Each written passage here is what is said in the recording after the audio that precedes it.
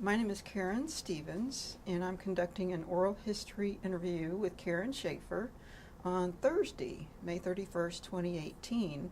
This is for the Women's March Oral History Project in connection with the Georgia State University's Special Collection Department Library and in cooperation with the Atlanta History Center. We're recording this interview at the Atlanta History Center in Atlanta, Georgia. Again, thank you, Karen, for agreeing to come here and do this with me. Thanks for having me. Before we talk about your experiences regarding the Women's March, I'd like to get a little biographic information. What year were you born and where were you born? I was born in New Haven, Connecticut in 1943, Okay. September. September. Mhm. How did you get from Connecticut to Georgia? I mean, that's kind of going north to south, right? Well, my father was a student at Yale at the time, a graduate student at Yale.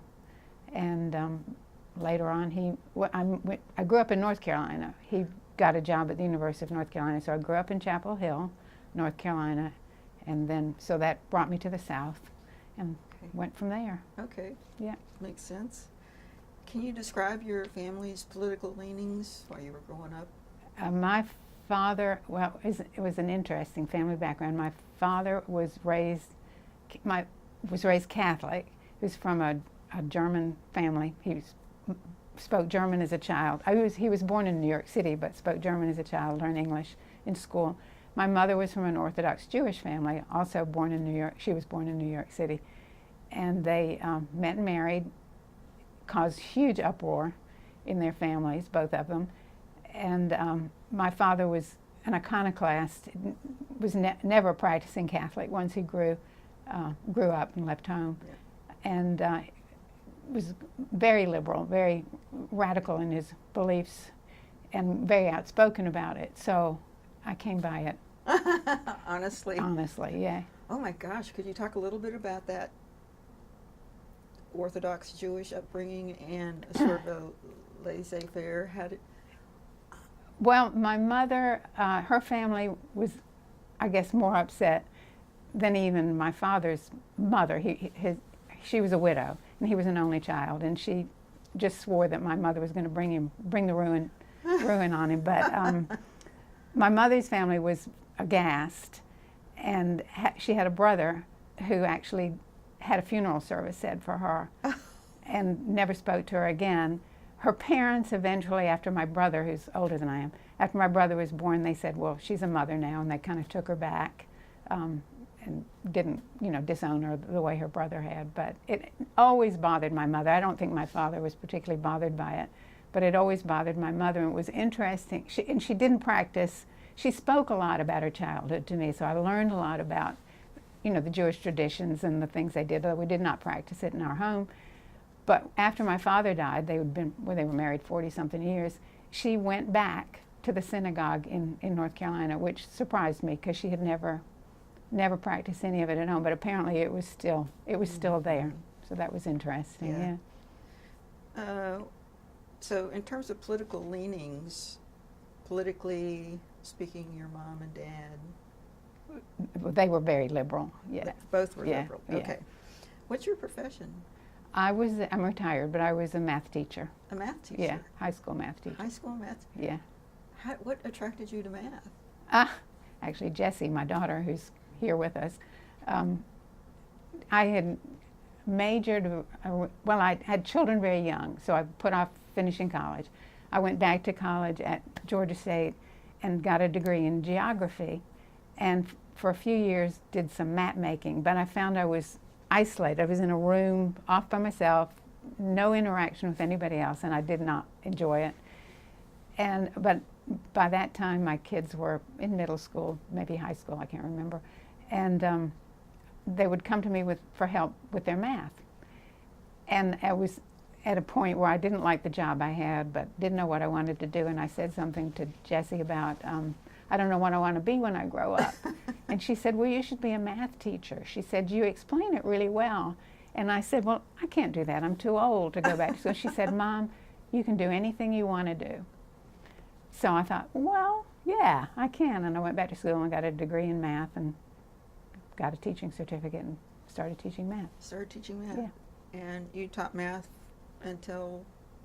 Well, I taught in Atlanta at Grady High School for about 15 years, and then I was widowed, and I had something I'd always wanted to do is join the Peace Corps. Oh, So I joined the Peace Corps and spent 2 years teaching math in Tanzania, and then came back and just had a few years before I could retire.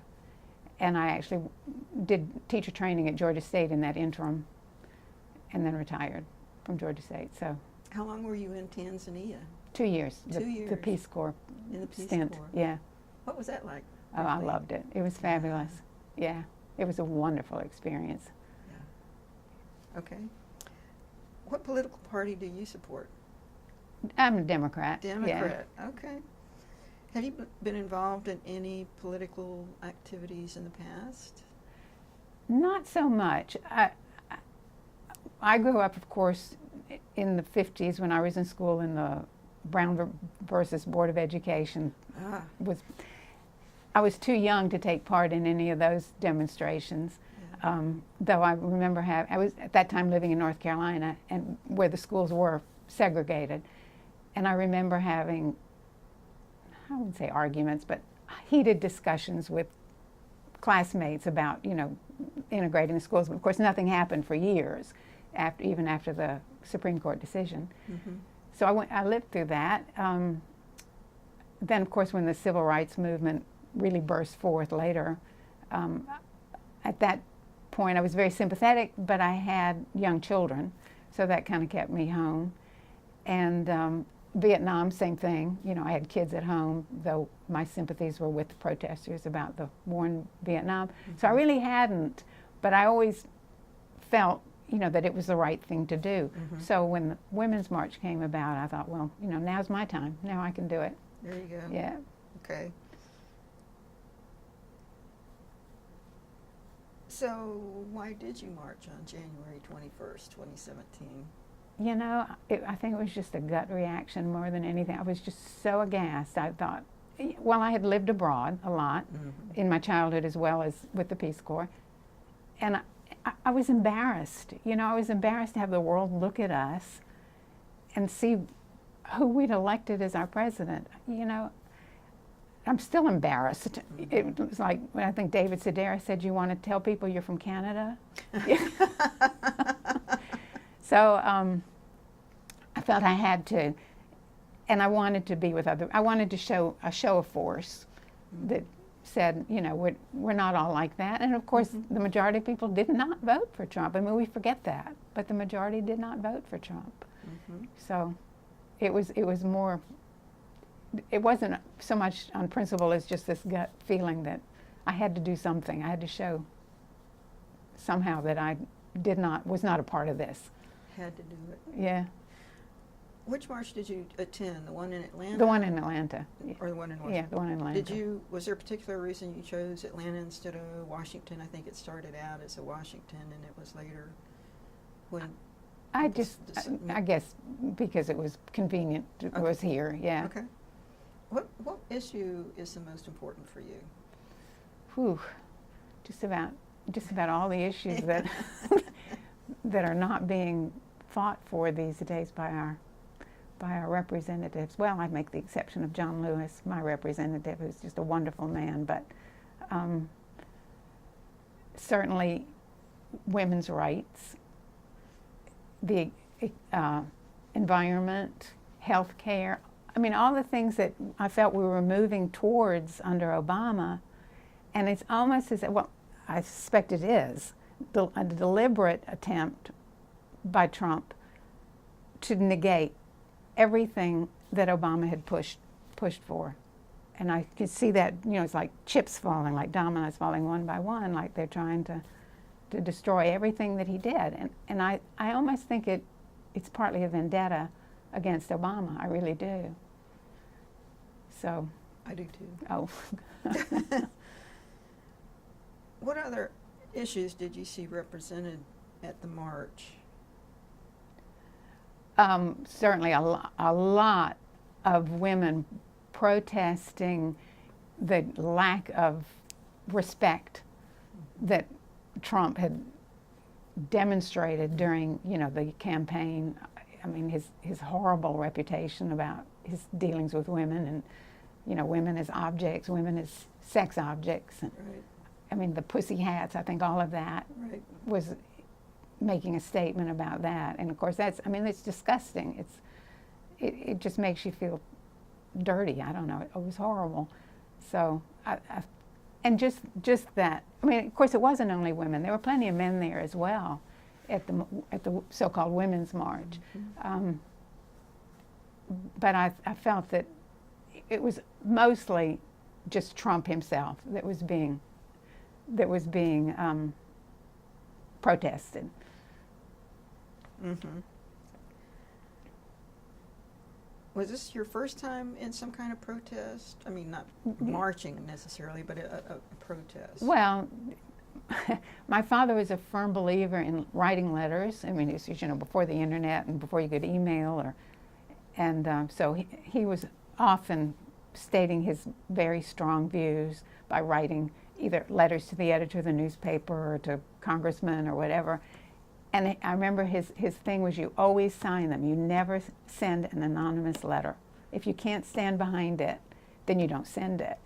So I did grow up with that, and I often would write letters to the editor or letters to my representative. I still do. Mm-hmm. And I think they're far, I don't know if they get more attention paid to them, but I feel it's a stronger statement than those petitions you get where, they're ready-made and all you got to do is add your name. Right. I don't know that they have much clout, and I don't know if my letters do either. Well, in fact, I've sent letters to my congressman and gotten maybe, let's say, for example, pro-gun control, and gotten letters back saying, well, I'm a firm believer, from the congressman, thank you for your letter. I'm also a firm believer in the First, or the Second Amendment rights. And I'm like, wait a minute, did you read my letter? So I don't know how much any of them do, but you feel better after you've done it. Yeah. Before going to the march, what were you expecting? What were you hoping to get out of the experience?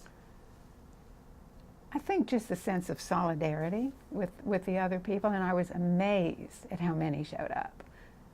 I remember coming around a corner, I think we're by the CNN Center, you go over a bridge, I can't remember the name of the bridge, but you can see all the people ahead of you and all the people behind you, and it just was as far as you could see, people. That was very impressive. I was very moved by that. What did that feel like? What were you feeling? Well, that we're strong, that we can make a difference, that we're going to be heard. Yeah. And then when I read that there were maybe more people in Washington on the Women's March than there were at Trump's inauguration, I thought, yes, we can make a difference. What did you think about the the media coverage in general of the march? Oh, I followed it. I've looked in all the cities, looked at all. Yeah, no, that was impressive. That it was not only all over the U.S., but even in places overseas. Yeah, it was great. That was amazing, wasn't it? Yeah. Were your friends and family supportive of you doing the march? Oh, yeah. Okay. In fact, Jesse went with me, Okay. and then a friend of mine who's also my housemate joined us. So it was the three of us went together in the pouring rain. That's right, it rained in It was Atlanta. pouring rain, yeah. Why on earth did y'all go in the rain? Well, I mean, it made it a more powerful statement, Oh, right? To yeah, not be dissuaded by the rain, but it was just drenching downfall. Though it did, while we were waiting it took a long time for the march to start because there were so many people just to get, kind of like the Peachtree Road Race. You waited a long time just to get to the front of the line. By the time we started actually marching, it had stopped. The rain had stopped. But we were standing in the rain a long time. Okay, you just let slip that you've marched or you've run the Peachtree? No, Okay. not Okay. me. But I do know, my family does. People in my family Okay. do know. Okay. I was ready to be just blown away. No. Okay. I'm not that athletic. What were your feelings before, during, and after the march? I was proud to be there. I was happy, that we're there, and I was impressed by how cheerful everyone was. I mean, it was, of course, we just lost, but people were in good humor, and everyone's smiling. People very friendly, offering, here, you can share my umbrella with me, and Oh, yeah. So it was great to be a part of that, to feel that solidarity, and we're in this together, and yeah. it was a real community feeling. Yeah, Yeah. it was nice. Oh. What about after the march? What were your feelings after the march? I was on a high. Yeah, and it was interesting. We had ridden the bus. We'd taken Marta downtown, and so we were trying to get Marta back home, and the bus, not the train. And because of the crowds, the bus route, they couldn't go through the normal streets that they normally go through, so we couldn't catch it where we normally do. And I just happened to look up on a side street and saw our bus, the bus we should take, coming down a street it never is usually on. So I waved it down, and the bus driver was a woman, let us on. But she didn't know how to get back to her route because she was not used to it either. So here, I'm not real into technology, and I often struggle with my cell phone. But I pulled out my cell phone and I mapped our way back and held it and showed it to the bus driver, who was very appreciative to got her back on her route. That's amazing. Yeah, I was pretty pleased. It's amazing what you can do when you have to, right? Mm-hmm.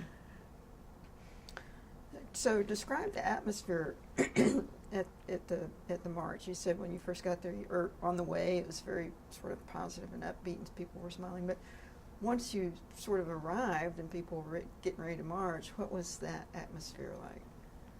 Well, I think that the good cheer continued, but there was more of a focus on what we're here for. And I remember the chant, "Love, not hate, makes America great." And I'm not usually one to join in that kind of thing, but I was in with. Did you? Yeah, I did.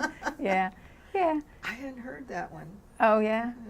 I like it. Yeah, so we're chanting that. And the marching abominable band, that. No, Yeah, they I were hadn't there. heard about that. They were there in Atlanta. They were. Oh, yeah. We at some point were marching with them, so they were in, adding their flair to it. Yeah.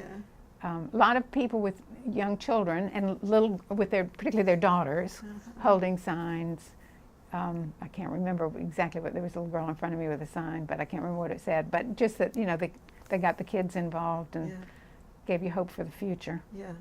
Did y'all take signs? No, I didn't have a sign. And the signs got real soggy. Oh, yeah. Yeah. I didn't think about that. Did you get to hear any of the speakers? It was where we were. It was very hard to hear. I could hear that people were speaking, but there was such a crowd, and we were not that far back. But even so, with the rain, it was hard to hear. I knew that John Lewis was speaking, but I couldn't hear every word he said. But it was enough for me that he was there speaking, because I admire him so much. You too. Yeah. Did you see law enforcement? Yes. There not a whole lot, but there were police along the route, and people were thanking them for being there, and they seemed appreciative. You didn't feel like they were there to kind of herd you, or it was more like they were there to protect and make sure there were no problems. So Right. I thought that was good. Did you run into any of those opposition protesters? I did not. I Okay, did good. not. Yeah. Good. How did y'all stay together? From what I understand, it was such a big crowd and people going this way and that way. Did y'all get separated, or did you stay together? We stayed together. I think we might have held hands. Did we? I can't remember. But we did. We stayed together. Oh, good. Yeah. Describe any moments that really stand out about the march. I remember some of the signs that stood out for me, and one was, let me think how it went. I'm no longer going to accept the things I cannot change. I'm going to change the things I cannot accept. Oh, and I liked that one. Wasn't that a good one? That's good. Yeah. Wow. Yeah. There were some others. I'm trying to think what they were. Oh yeah, another one of my favorites was Make America Think Again. Oh, yeah. Yeah, which to me summed it all up. Mm-hmm. Yeah. Yeah. What about the, did you feel emotional at any time? You described standing sort of midway and seeing. Well, at that moment, Comments. yeah, seeing that huge, being part of that huge crowd and seeing that enormous turnout. I mean, in Atlanta, you know, Yeah. and it made me think what was going on in Washington, and Mm-hmm. yeah, and then knew some people who were taking part in Washington, and made me feel kind of connected. Yeah, That's a good feeling it connected. is. Yeah. Yeah. What about the trip home? What was that like? Well, I remember feeling kind of euphoric. Uh-huh. It might have been the bus ride into town. I can't remember if there's one into town or the one back home, but the bus driver did not understand didn't know what was going on. She knew that, you know, there was this crowd there and people were going or coming, but she didn't know why. Huh. And I remember being able to tell her why made me feel kind of good about spreading the word, you know. What did you say? Do you remember? Just, you know, that we were there to protest Trump's win and inauguration, and that we wanted to make a statement. And Yeah. she didn't indicate one way or the other. I think she was not particularly interested in politics, but that she didn't know surprised me. Yeah. Yeah. That is interesting. What have you been feeling since the march? It's been a year and a half, give or take. Yeah. I've actually thought a lot about, did it have an effect?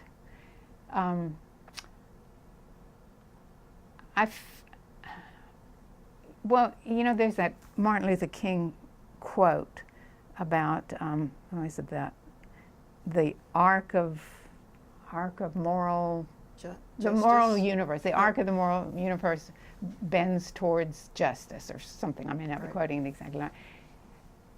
And I do believe that. I think that's true. But I think it may take a long, long time. I hope not. I hope not. I think it will get better, but I don't know how soon it'll get better. Certainly there have been some good effects. I think the whole Me Too movement, I don't know that would have been as strong. So I think that may be an effect. The fact that so many more women are running for office is, I think, another effect. So I think there have been positive changes. I'm still appalled at, you know, some of the things that have been negated. That I thought we were, like, you know, the attempt to destroy Obamacare. Mm-hmm. And I don't know that we're going to see that change back that soon, but maybe, you know, with some of the other effects. So I have hope, but I don't feel as positive as I did, you know, the day or two after, when I was like, yes, we can do this. Mm-hmm. Yeah, it'll happen. It just, I don't know when. Yeah.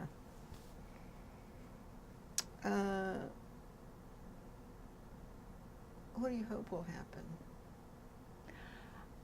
Mostly, I would like to have a president, man or woman, with dignity and respect for all Americans, somebody who's thoughtful, somebody who's logical. I mean, I don't think that's too much to ask. I want Obama back. I know. I do too. Yeah. But, you know, I had always thought that we would have an African American president before we had a woman president. I think it's much more insidious, but I think the prejudice against women in power is enormous.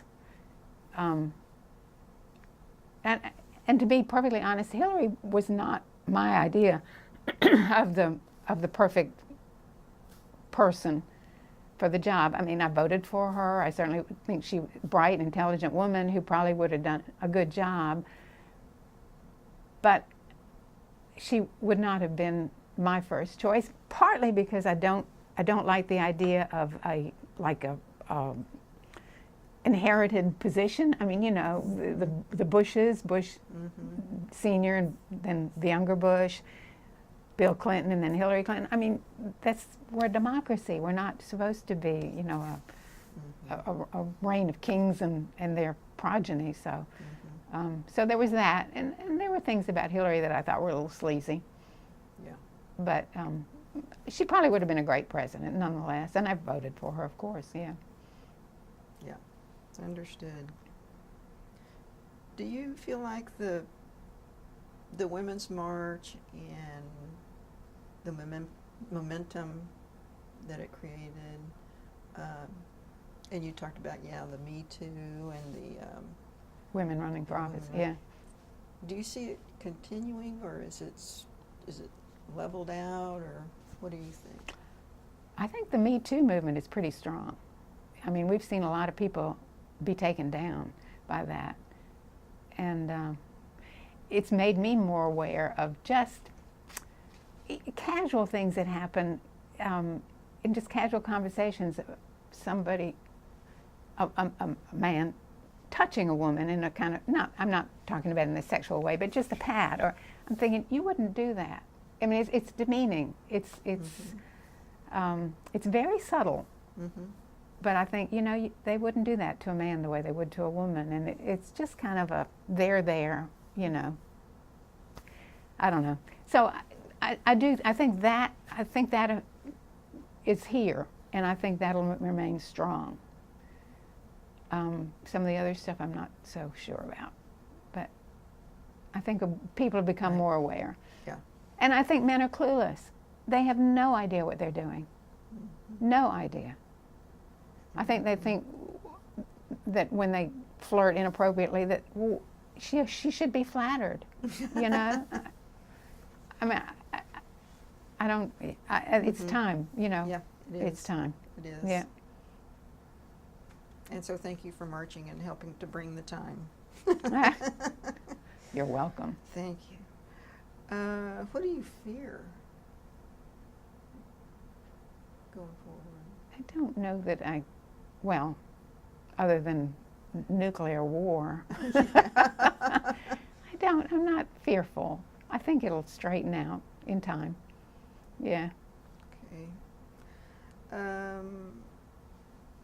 Was there anything about the march that surprised you? People, speakers, any experiences? Just the numbers. The numbers. Yeah. Yeah. How powerful it was. Yeah. Has participating in the march changed you in any way? Well, it prompted me to take part in some other things. I went for a while after the march. I was like, yes, I'm going to keep this up, and I should have more than I did. But I took part in a session at the state capitol with the Mothers Demand Action, which is, you know, they're pro-gun control, and went down and spoke to our state in the state capitol with our state representatives about that. I have a great state representative as well, so that's fortunate, and she was very accommodating, let us talk to her, and was very sympathetic to our cause. I marched in front of one of the senator's offices demanding a town hall meeting, which never took place. And then I went to the March for Our Lives a couple of months ago. Oh, yeah. Yeah, that was another very moving march. Jesse and I went.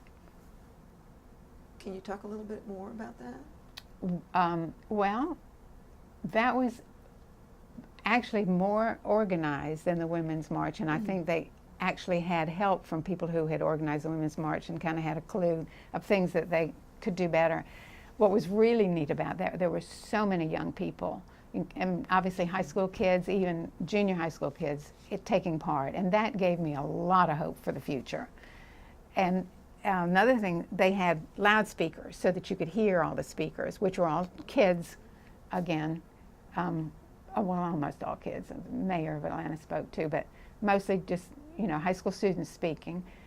And they had at every intersection where a street ran perpendicular into where the marchers would be, they had arranged for the Atlanta City garbage trucks to block the street. They had them across the intersection so that no car, this was after the thing in Charlottesville, where, a car had run into the crowd, so that no car, so it was very well organized. And what was, I guess, the most emotional moment for me in that one was when you come just nearing the Capitol, there are two old churches, and they were ringing their bells as the marchers went by. That gave me goosebumps. That was really cool. Oh, yeah. what a great memory. It was, yeah, that was cool. So as we start to wrap it up, I wanted to ask you, do you have any strategies for people who are trying to cope during this presidency, this administration? Whoa. Well, don't listen to Twitter or read Twitter. I don't even do Twitter, so I guess you read it. Stay away from Facebook. Let me think.